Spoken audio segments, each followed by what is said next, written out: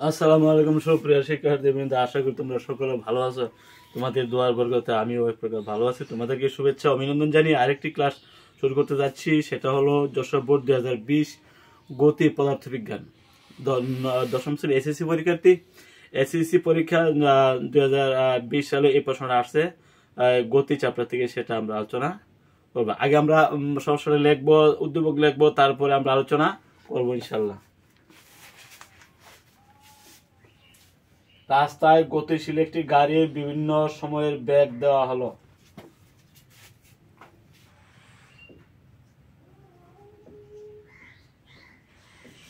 রাস্তায়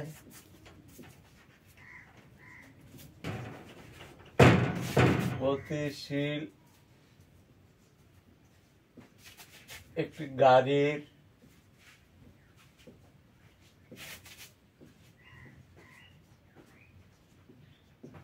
বিভিন্ন সময়ের বেগ দেওয়া হলো। বেগ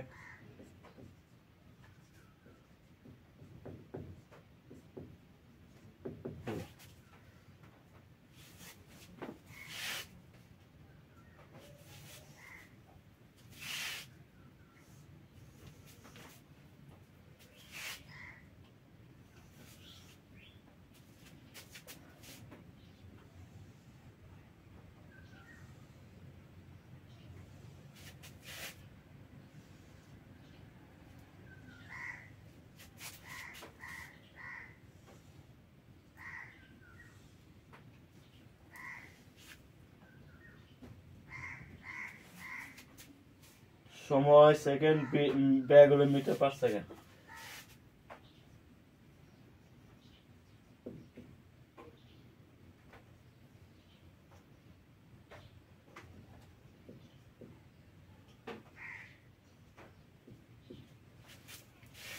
সময় 0 2 4 6 8 12, 0 2 4 6 8 10 12, 14 12 10 8 6 4 2।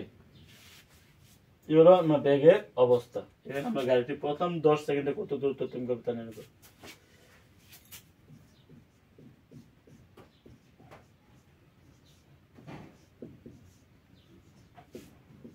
প্রথম 10 সেকেন্ডে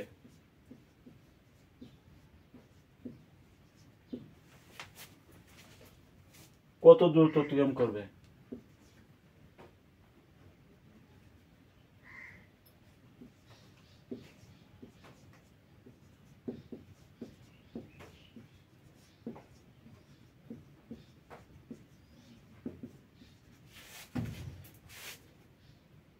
নির্ণয় করো।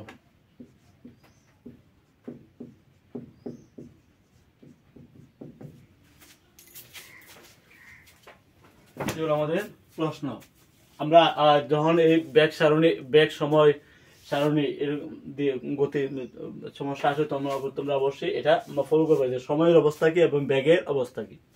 সময় আমরা লক্ষ্য করলাম 0 2 4 6 8, এখানে নির্দিষ্ট হারে সময়টা আছে। আবার ব্যাগ লক্ষ্য করো, 0 সেকেন্ডের সময় 14 12 পার্থক্য 2, 12 থেকে 10 পার্থক্য 2, 10 থেকে 8 পার্থক্য 2। আর এভাবে কিন্তু 8 পরে 6 6 পরে 4 4 পরে একই হারে কিন্তু ব্যাগটা বাড়ছে নাকি কমছে। কমছে। এই ক্ষেত্রে কিন্তু ব্যাগ হ্রাস পাইতে পাইতে পাইতে পাইতে এমনকি 2 চলে গেছে। আর সময় কিন্তু 0 পরে 2 2 এর পরে 4 4 এর পরে 6, সময়টা কিন্তু একই হারে আছে। ব্যাগটাও কিন্তু একই হারে 14 একই হারে কি বাড়ছে নাকি কমছে। কমছে।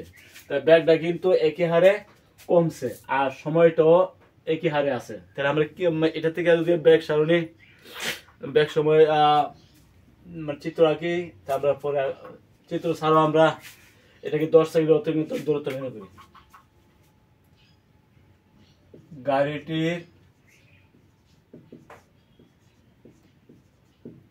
প্রথম 10 সেকেন্ডে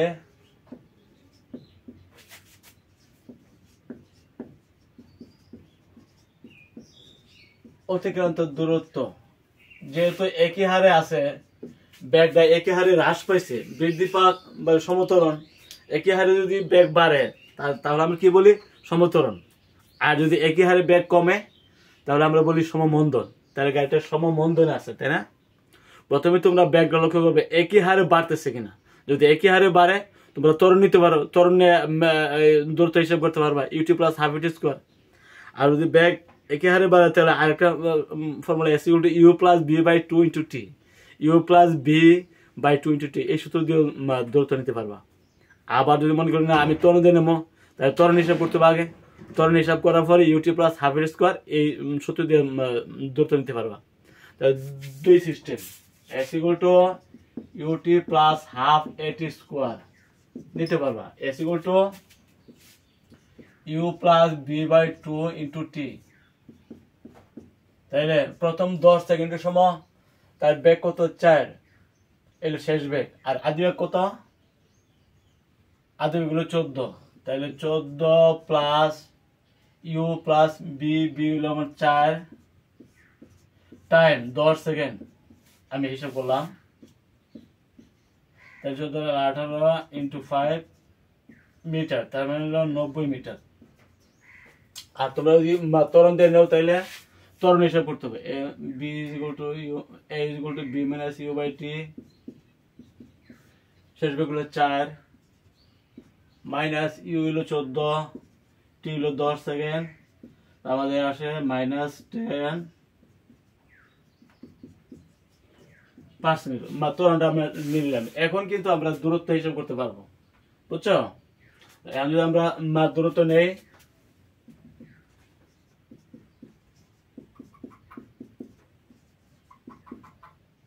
ইউ ইউ হইলো আমাদের 14 ইন্টু টি, টাইম কত 10 সেকেন্ড,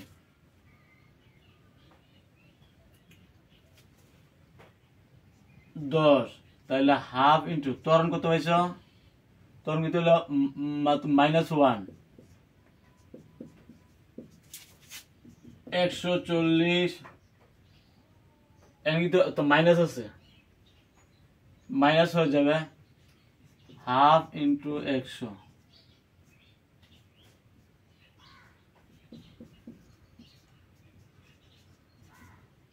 90 মিটার।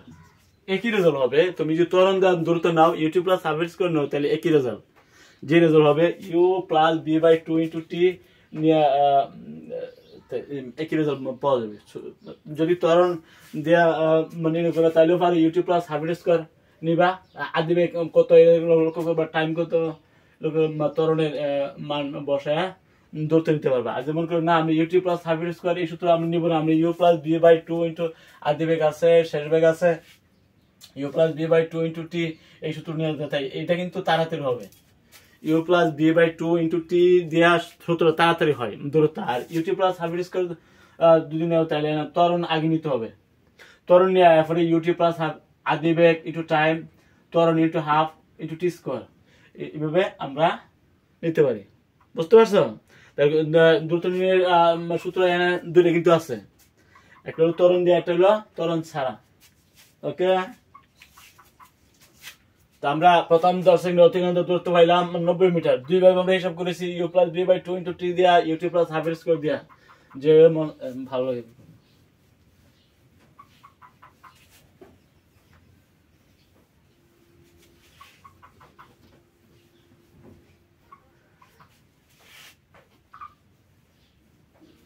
এখন এটা ব্যাগ হ্রাস পাইতে পাইতে 0 হয় নাই, তবে 2 হয়ে গেছে।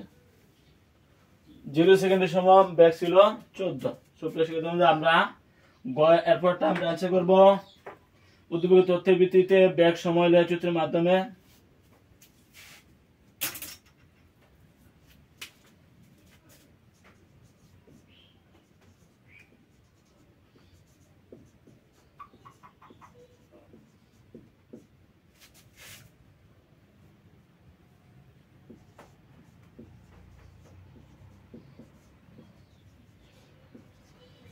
ভিত্তিতে বেগ সময়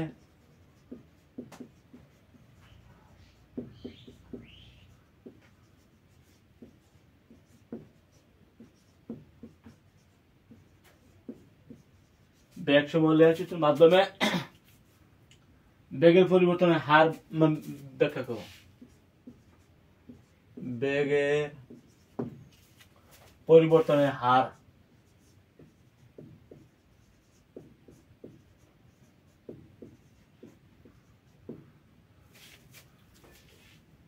বিশ্লেষণ করো।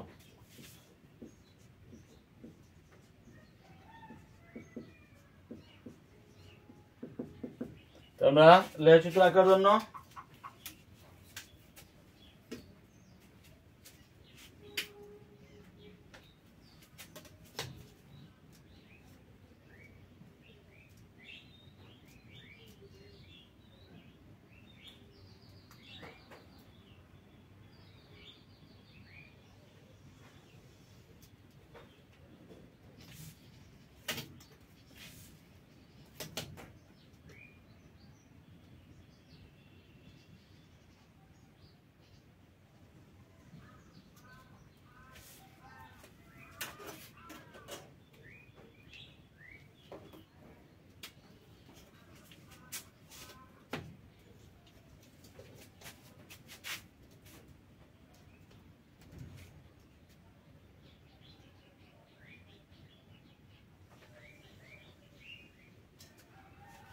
x অক্ষ এবং y অক্ষ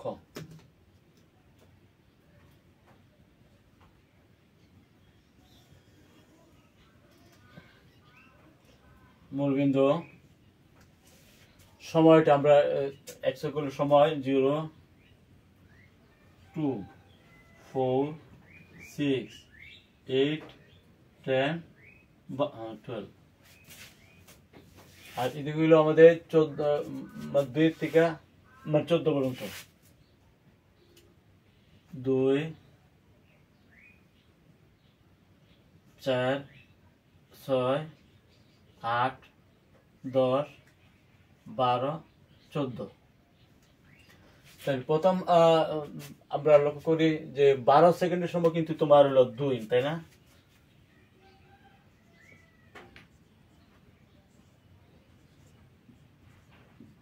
বারো সেকেন্ডের সময় বেগ হলো 2 মিটার পার সেকেন্ড। 2 বরাবর হবে, হ্যাঁ 2 বরাবর আমরা 12 সেকেন্ডকে দাঙ্গিত করব।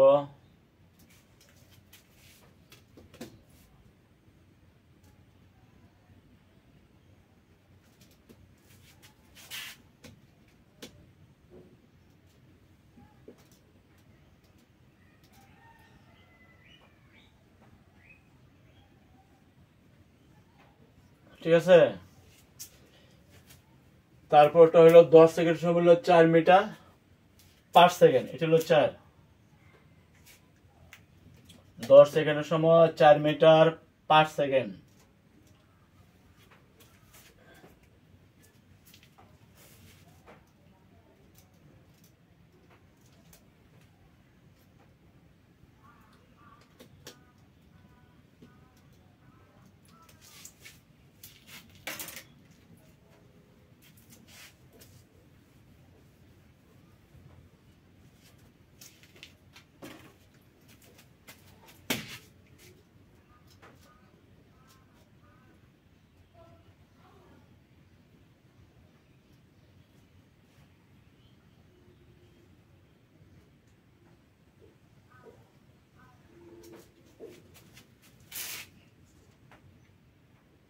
দুই 4 6 8 10 12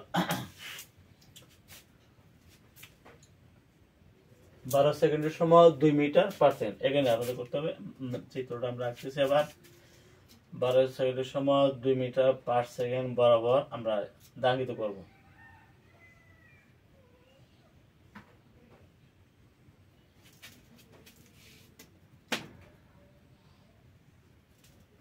ঠিক আছে, তারপর হইলো 10 সেকেন্ডের সময় 4 মিটার পার সেকেন্ড। 10 সেকেন্ডের সময় 4 মিটার পার সেকেন্ড।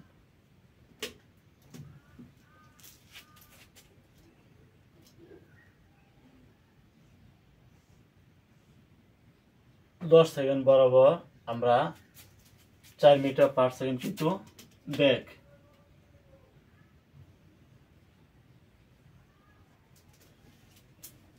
তারপর হলো 8 সেকেন্ডের সময় হলো 6 মিটার, না লক্ষ্য করো 8 সেকেন্ডের সময় 6 মিটার, এটা হলো 6 মিটার পার সেকেন্ড।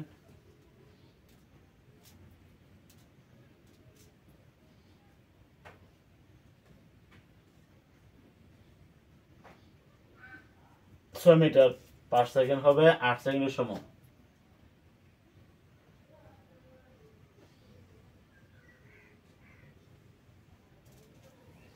বুঝছো আশা করে?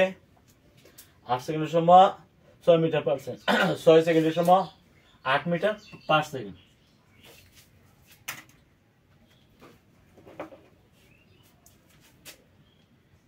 ছয় সেকেন্ডের সময় হলো 6 সেকেন্ডের সময় 8 মিটার পার সেকেন্ড, এটা কিন্তু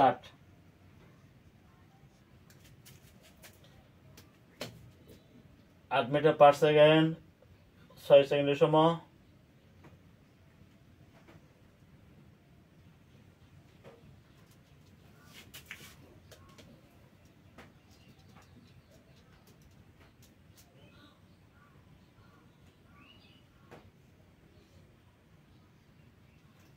ঠিক আছে, 6 সেকেন্ডের সময় 8 মিটার পার সেকেন্ড বেগ, 4 সেকেন্ডের সময় কিন্তু 10 মিটার পার সেকেন্ড, এটা কিন্তু 10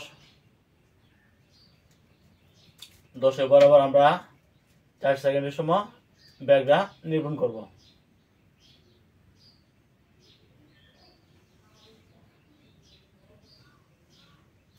এই হলো 4 সেকেন্ডের সময় বেগ।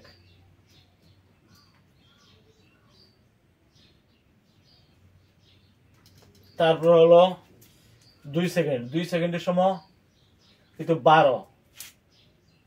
2 সেকেন্ডের সময় 12 মিটার পার সেকেন্ড, 2 সেকেন্ডের সময় 12 মিটার পার সেকেন্ড।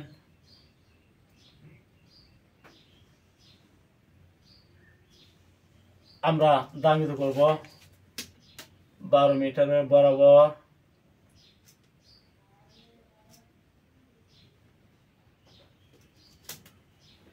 তারপর হইল 0 সেকেন্ডের সময় কিন্তু 14, তাই না? 0 সেকেন্ডের সময় 14 মিটার পার সেকেন্ড, এটা হলো বেগ।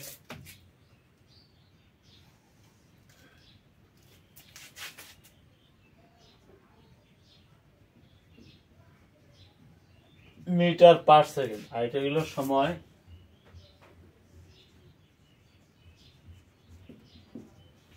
সেকেন্ড, এগুলো আমাদের এই বেগ সময় মানে আমরা আঁকলাম, দাঙ্গিত করলাম। এখন আমরা এই যে বিন্দুগুলো মানে যোগ করে দেব।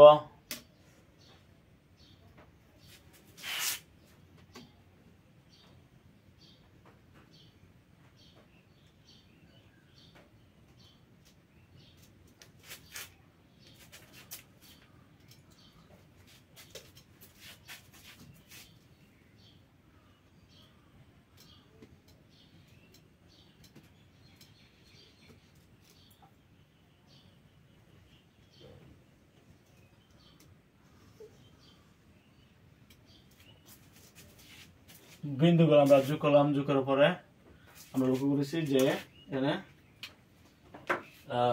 একটা সরলরেখা পাওয়া গেল, না বিন্দু। তারপরে এটা হলো 2, 12, আর এই বিন্দু হলো কত 4, 10, আর এই বিন্দু হলো 6, 8। এই যে বিন্দু এটা হলো 8, 6, তাই না? 8, 4, এটা হলো 10, 4, আর এটা যোগ করতে হবে।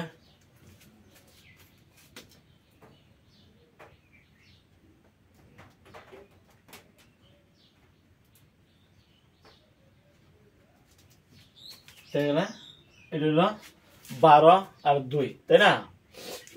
আমরা লক্ষ্য করলাম যে বেগ হ্রাস পাইতে পাইতে ছিল 0 সেকেন্ডের সময় ছিল 14, 2 সেকেন্ডের সময় কিন্তু 12, 4 সেকেন্ডের সময় তার বেগ হইল 10 মিটার পার সেকেন্ড, 6 সেকেন্ডের সময় তার বেগ হইল 8 মিটার পার সেকেন্ড, 8 সেকেন্ডের সময় তার বেগ হইল 6 মিটার পার সেকেন্ড। 10 সেকেন্ডের সময় তার বেগ হলো 4 মিটার পার সেকেন্ড এবং 12 সেকেন্ডের সময় তার বেগ হলো 2 মিটার পার সেকেন্ড।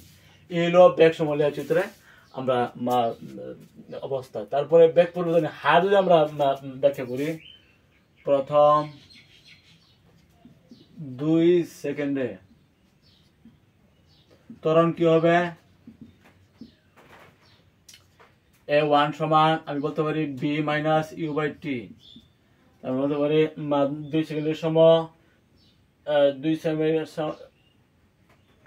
2 সেকেন্ডের সময়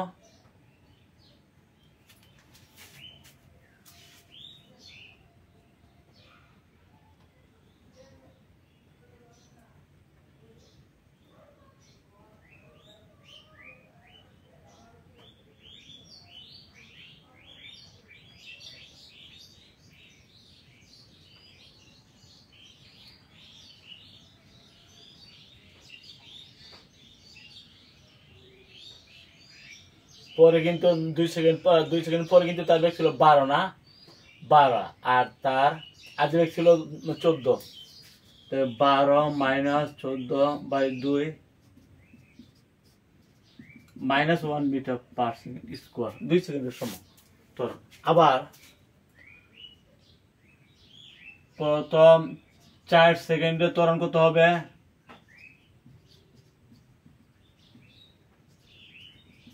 4 সেকেন্ডের সময় বেগ হইল তোমার 10 না, শেষ বেগ হইল 10, আর আদি বেগ কত ছিল? 14, 4। তাহলে এখন হয়েছে কত? Minus 4 by 4 minus 1 metre per second square.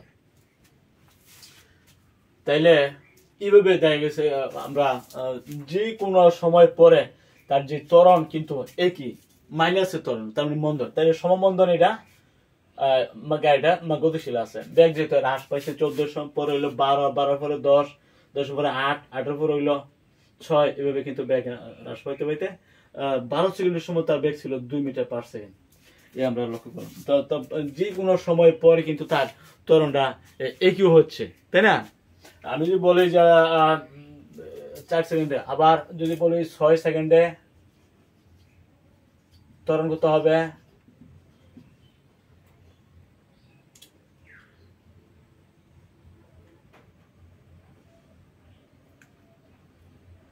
a2 দিলাম, 4 সেকেন্ডে হলো a4 দিলাম, ধরো 6 সেকেন্ডে ধরো a6, 6 সেকেন্ডে তার শেষ বেগ ছিল কত? 8 মাইনাস আদি বেগ ছিল কত? 14। 6 সেকেন্ডে আমরা ত্বরণ পাইছি একইভাবে minus 1 metre per second square. যদি বলি যে 8 সেকেন্ড পরে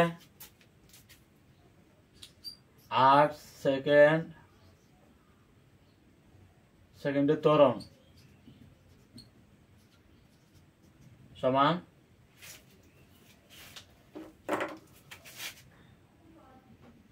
8 সেকেন্ডের সময় তার শেষ বেগ ছিল 6, আদি বেগ ছিল 14, 8 সেকেন্ড আমরা পাই minus 1 metre per second square. এরকম 10 সেকেন্ডের সময় 10 সেকেন্ডে ত্বরণ, 10 সেকেন্ডের সময় তার বেগ ছিল 4, আদি বেগ হলো আমাদের 14, 10 আমরা পাইছি minus 1 metre per second square. অর্থাৎ যে কোনো সময় পরে তার যে ত্বরণটা পাইছি মাইনাস 1 মাইনাস 1 মাইনাস 1 মাইনাস 1, ত্বরণ সমান। ত্বরণ কি সমান? সমান হওয়ার যুক্তি কি? আমরা কিন্তু সরলরেখা পাইছি, বেগ হ্রাস পাওয়ার যে সরলরেখা এটা কিন্তু পাওয়া গেছে, এবং একই হারে বেগ কমছে এই জন্য সরলরেখা পাওয়া গেছে। আবার একই হারে বাড়লেও সরলরেখা পাওয়া যায়। বেগ যদি একই হারে বাড়ে তখনও সরলরেখা পাওয়া যায়, একই হারে যদি কমে তাহলেও সরলরেখা পাওয়া যায়। তাই আমরা লক্ষ্য করলাম এখানে সমমন্দনে গাড়িটা আছে, গতিশীল গাড়িটা কি সমমন্দনে। এই যে মাইনাস ত্বরণ মাইনাস ত্বরণ মাইনাস ত্বরণ, এটাকে আমরা বলি কি? মন্দন। এর মন্দন যদি আমরা বলি 1 মিটার পার সেকেন্ড স্কোয়ার, এখানে মন্দন কত? 1 মিটার পার সেকেন্ড স্কোয়ার, এখানে মন্দন কত? 1 মিটার পার সেকেন্ড স্কোয়ার। যদি মাইনাসটা না বলি তাহলে কিন্তু এটা আমরা মাইনাস ত্বরণটাকে আমরা বলি মন্দন, তাই না? তাহলে অর্থাৎ গাড়িটার সমমন্দনে আছে। গাড়িটা সমমন্দরে আছে। আশা করি বুঝতে পারছো। তো ব্যাক সময় লেয়ার 14 থেকে এটা স্পষ্ট বোঝা গেল যে গাড়ি সমমন্দরে আছে।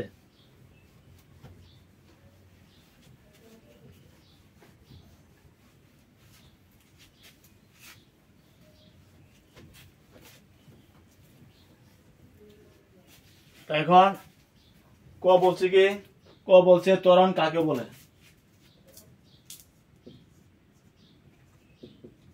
ত্বরণ কাকে বলে? বেগ পরিবর্তনের হারকে বলা হয় ত্বরণ। বেগ পরিবর্তনের হারকে ত্বরণ বলে। সময়ের সাথে বেগ পরিবর্তনের হারকে ত্বরণ বলে। ত্বরণ এর সমান বি মাইনাস ইউ বাই টি। এখানে অসম বেগ যদি থাকে ত্বরণ আসবে বেগ পরিবর্তনটা কি, তো বেগ বৃদ্ধি পাইতে পারে। যদি বৃদ্ধি পায় তখন ত্বরণটা হবে ধনাত্মক, আর যদি বেগ হ্রাস পায় ত্বরণটা হবে ঋণাত্মক, যেটাকে আমরা মন্দন বলি। ঠিক আছে, অর্থাৎ বেগ পরিবর্তনের হারকে যত সময় দিয়ে ভাগ দিবে তখন হার হয়ে যাবে।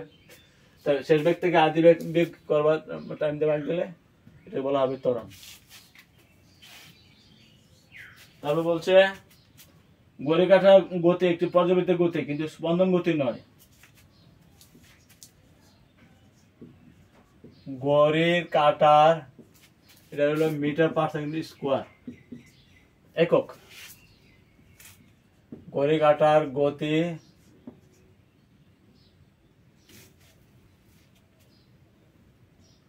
একটি পর্যাবৃত্ত গতি।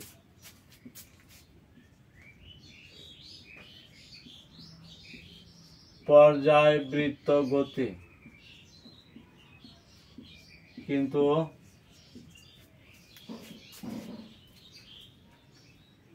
স্পন্দন গতি নয়। স্পন্দন গতি নয়।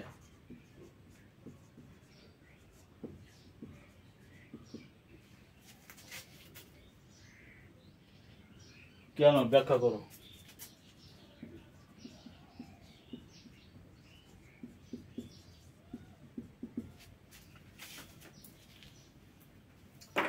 তো আমরা পর্যাবৃত্ত এই যে ঘড়ি কাঁটার গতি পর্যাবৃত্ত গতি, কিন্তু স্পন্দন গতি নয়। তো আমাদের স্পন্দন গতি কাকে বলে আর পর্যাবৃত্ত গতি কাকে বলে? পর্যাবৃত্ত গতি হলো কোন গতিশীল বস্তু কণার গতি যদি এমন হয় যে এটি কোন নির্দিষ্ট বিন্দুকে কেন্দ্র করে নির্দিষ্ট সময় পর পরে একই পথে বারবার আবর্তন করে, তাহলে বস্তু সেই গতি হইল পর্যাবৃত্ত গতি। যেমন পৃথিবী সূর্যের চারপাশে ঘুরে, এটা হলো একটা পর্যাবৃত্ত গতি। কারণ পৃথিবী নির্দিষ্ট সময় 365 দিন 5 ঘন্টা 48 মিনিট 47 সেকেন্ড, অর্থাৎ 365 দিন 6 ঘন্টা পর পরে পৃথিবীকে সূর্যকে প্রদক্ষিণ করে বছর একবার।